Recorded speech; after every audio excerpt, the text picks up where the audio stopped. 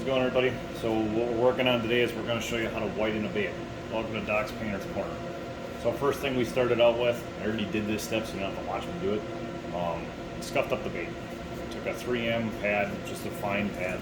Find this Home Depot, Menards, wherever you're looking. I'm sure you can find some kind of pad. Light scuff job. We went over them all. That way they're just lightly roughed up, and they're ready to get adhesion. We'll talk about that in just a second.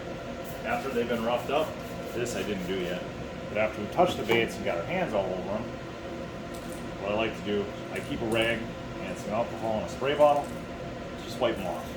Quick wipe off, make sure we got any contaminants off and that could affect your base coat. Your base coat, I know this seems like a simple step to some people, some of you guys that have probably been painting a while, this is by far the most important step. If you don't do this step right, nothing stuck down properly afterwards, affects the overall outcome of your bait. Don't take this step for granted.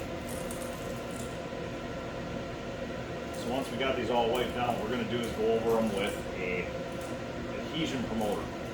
All an adhesion promoter does is make the paint stick a little better.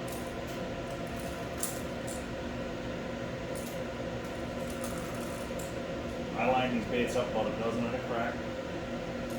Typically, try to do them a dozen at a time. Doesn't always work that way. I try to keep these pretty simple. We keep things pretty simple with my racks. Just skewers that you get from Amazon, along with alligator clips that you get off of Amazon, stuck into a piece of 2x4. Makes it easy to transport the baits around, and it's fairly inexpensive. I keep a single airbrush so that it doesn't get contaminated with anything else, paint, any of the other stuff, with an adhesion promoter. It's made by Lucent Technologies. It's called Sticks. I just simply give a nice light coat of adhesion promoter. Make sure my base coat is stuck down as well as possible to that bait. For a base coat, I use House of Color Bright White.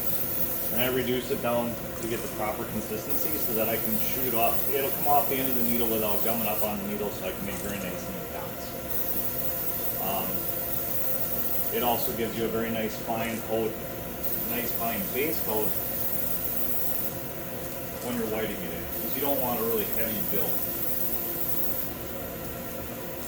of paint on your base coat. You don't want to get it real thick. It's going to affect your overall quality of the base coat.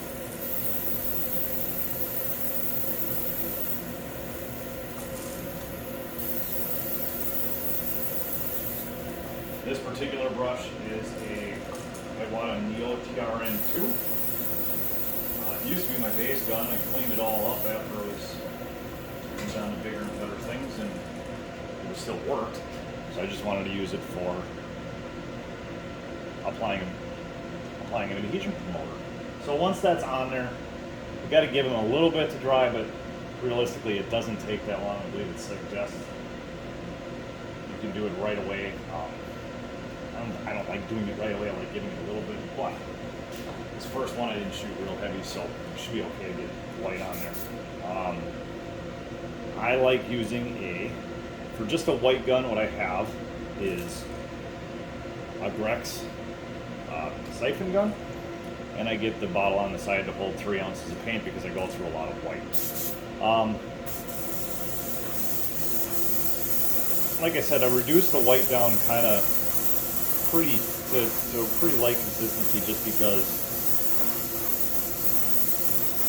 it shoots nicer. And like I said, if you want to make a dot down the road and you got to do say you're doing a dark blue and you want to put a pink dot over top of it, well, you got to white that dot back in. And if your paint's not reduced nice and fine, you can't make that nice, pretty, perfect looking dot. What'll happen is the paint will actually dry on the tip of the needle, and it'll get blown off there by the air pressure, especially if you shoot. I like higher air pressures, but even regardless, you'll still get paint that'll spatter off that needle. So if you reduce it down, you can make these incredibly nice fine dots. And then you can spray whatever, if it was a darker color underneath that, you can spray a nice dark color. So get your baits whited in. Nice even coats. If you're using, like I said, I'm using House of Color, which is a solvent-based. It's an automotive paint. If you're using, say, an acrylic paint by Createx, make sure you're using the reducer that's actually recommended for it. I know there's a bunch of videos out there that'll show you, yeah, you can make your own reducer, and you can. It's not that you can't. But the manufacturer knows exactly what went into that bait and they're gonna into that paint, and they're gonna actually make the reducer specific for it. Does that mean you can't make it better than what they know how to do? Absolutely not. You probably can. By the time you get it all figured out, you're gonna spend more money and time than if you'd have just bought their reducer. I buy the reducer that is specifically made by House of Color for all of their paints, because I use a lot of House of Color paints. I also like to use Spaz-Stix. Spaz-Stix makes a white too. Their white works just as well. They don't offer in large quantities. Createx, the acrylics you can buy in large, big 16 ounce tubes. Just kind of handy, especially when you go through a lot of white, which white and black are always going to be your most used colors. But that's what it looks like to whiten a bait. I let them dry for a little bit before I actually start shooting the color over the top of them. That's how I white a bait in. That's how I go about it.